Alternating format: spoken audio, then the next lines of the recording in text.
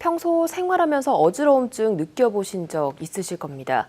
어지러움은 누구에게나 올 수 있는 질병 중 하나인데요. 특히 65세 이상 노인의 60%는 어지러움증 치료를 받는다고 합니다. 오늘 건강상식에서는 어지러움증 증상의 원인과 예방, 치료법에 대해 알아봅니다. 강혜진 기자입니다. 길을 걷다 누구나 한 번쯤 느끼는 어지러움. 어지러움은 몸의 균형 감각에 문제가 생길 때 발생합니다. 몸의 균형 감각 이상은 크게 세 가지로 분류되는데 뇌기능과 뇌의 문제, 척추 말초 신경이 원인입니다. 즉 시각과 청각, 심리적 요인이 균형을 잘 맞춰야 하는 반면 하나라도 문제가 생기면 어지러움증이 생기는 겁니다.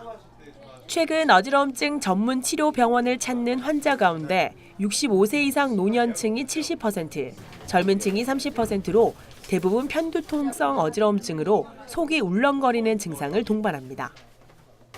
여자분들한테 한 3대 1 정도로 여자분들이 좀 더 많고요. 수면 부족. 그리고 특히 술이 굉장히 중요한 트리거예요. 그래서 우리 왜 남자분들 중에서 내가 술을 마시면 이게 술이 깨는데 한 일주일 걸려 이러시는 분들이 있거든요.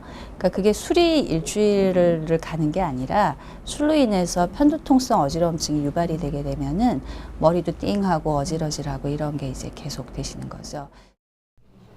어지러움증은 조기 치료하면 완치가 가능합니다.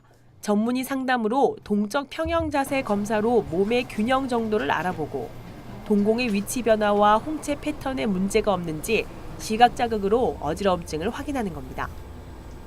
이를 예방하기 위해서는 충분한 대사 활동 등 자극성 음식을 피하고 증상에 따라 약물 치료하면 완치가 가능합니다.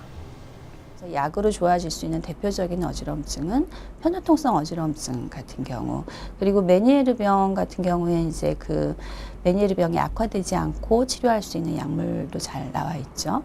그 다음에 이제 이석증이라고 하는 양성 돌발성 현우증 같으면 전혀 다른 치료 필요 없이 그 이석을 제대로 돌려놓는 이석 정복술을 통해서 아주 금방 어지러움 효과적인 치료를 할 수 있습니다.